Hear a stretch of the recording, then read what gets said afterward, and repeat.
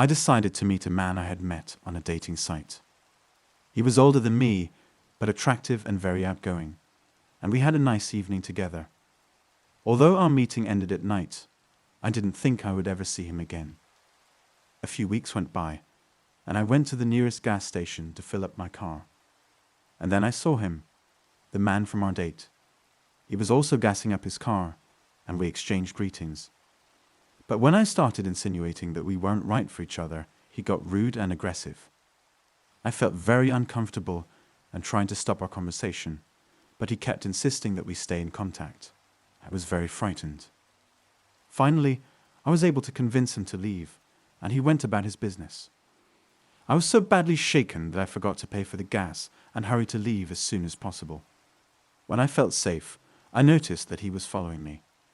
My house wasn't far away, but I was afraid he might see where I lived. I started driving faster, but he was still following me. The phone call from his room made me even more frightened. He was yelling, demanding that I stop and go with him. I couldn't understand what he wanted from me. I was scared for my life. I told him to leave me alone and let him know that I would call the police if he didn't stop calling me and harassing me. I could sense that he was stalking me, but I couldn't tell exactly what it was. Several times I noticed him near me as I was leaving the store or walking home, but he always disappeared when I turned around. I started checking to see if he was following me, but I couldn't find anything. However, yesterday I saw him again, and he was no longer hiding. He was coming right toward me, and I got scared. I tried to walk away quickly, but he followed me. I decided to go in a circle to lose sight of him, and it worked. I quickly returned to my street and ran into my house, locking the door. My relief was short-lived, however. A few minutes later my phone rang, and I recognized his voice. He asked me to let him in the house, and I realized that he had found my location. I hung up, but immediately I heard him start banging on my door. I realized I needed to call the police, so I dialed 112. While I was talking to the operator, I heard him trying to break into my house through the kitchen window. I quickly realized that this was the only way he could get in, so I closed the window and hoped he couldn't get in. However, he kept screaming and threatening me. I decided to get a knife from the kitchen surface and was ready to defend myself at all costs. Fortunately, my courage was not needed. A few minutes later, I saw the lights flashing from the police cars. He heard the noise of cars and ran away, but they caught him the same day. It turned out he was already in trouble with the law and had been charged with sexual assault and stalking. I found out he had raped someone, and I was scared to think it could have been me if I hadn't stopped communicating with him. I thanked my intuition that I was able to recognize his true nature and ended my relationship with him. When we first met, he seemed charming, but I felt something was wrong. And I was right. It was a difficult experience, but it taught me to trust my intuition and to be more careful in my relationships. Story 2. The young girl who was me spent a lot of time on the internet looking for love. I was sure that I could find a worthy partner in social networks. Every day, I was leafing through pages, looking for my soulmate, looking at photos of guys and reading their messages. I was alone and wished to find someone who would share my interests with me and become my friend and possibly a boyfriend. One day, I noticed an interesting guy who texted me. We started chatting, and it immediately became clear to me that we had many interests in common. I found out about his passion for music and movies, and he listened to my stories about my work and passion for literature. We arranged to meet in the city's central square to see the famous landmark. I was thrilled when I arrived at the meeting and saw the guy. He was very attractive and interesting, and we walked around the city, discussing our common interests and sharing our dreams for the future. But at some point, everything changed. The guy started acting weird and offered me to do intimate things with him for money. I refused and started to walk away, but then he pulled out a knife and tried to forcibly seduce me.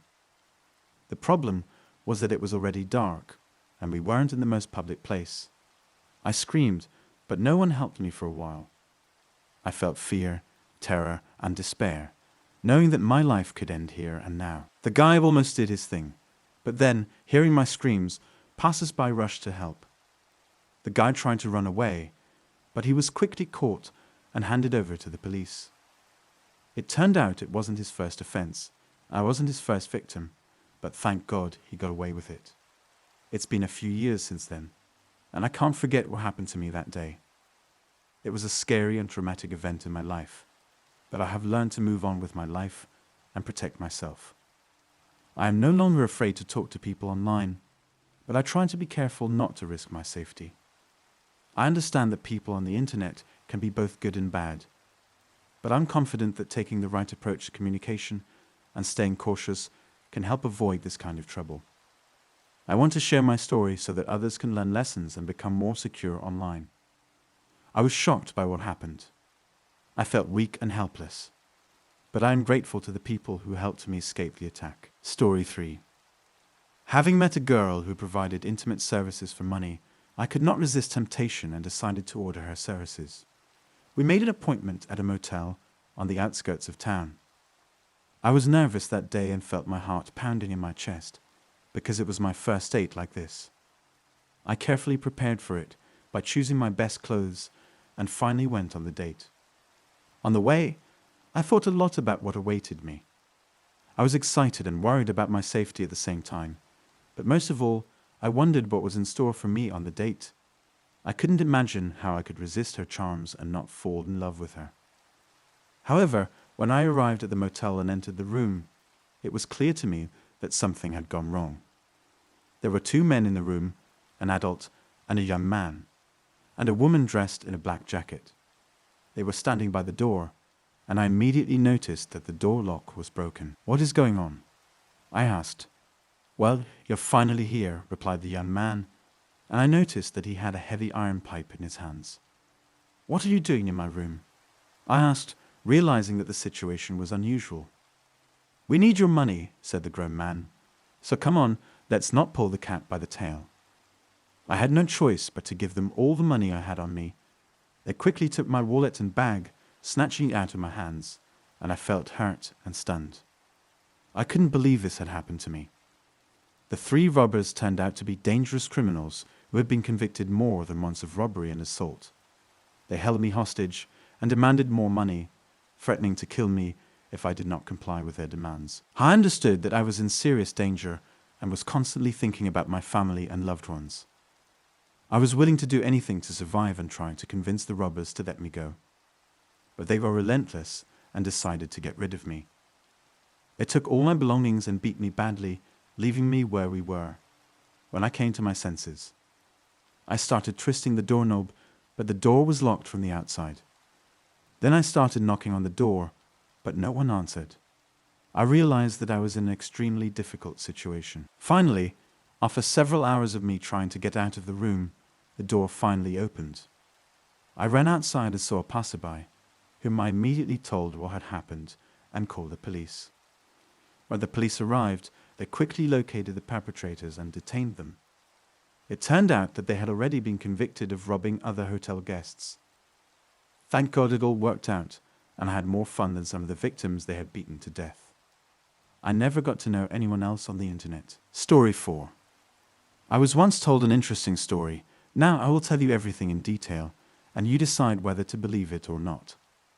The sun was setting over the vast landscape of Morocco, casting a warm orange glow across the city. Sarah was sitting nervously on the plane, feeling the excitement and anxiety bubbling up inside of her. She had been talking to Jamal online for months, and they had finally decided to meet in person.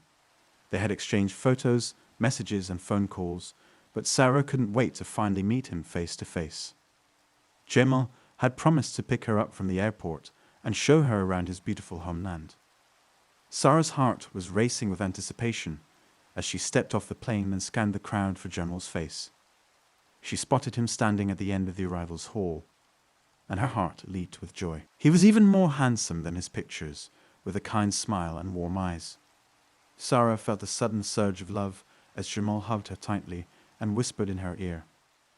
It was like they had known each other forever.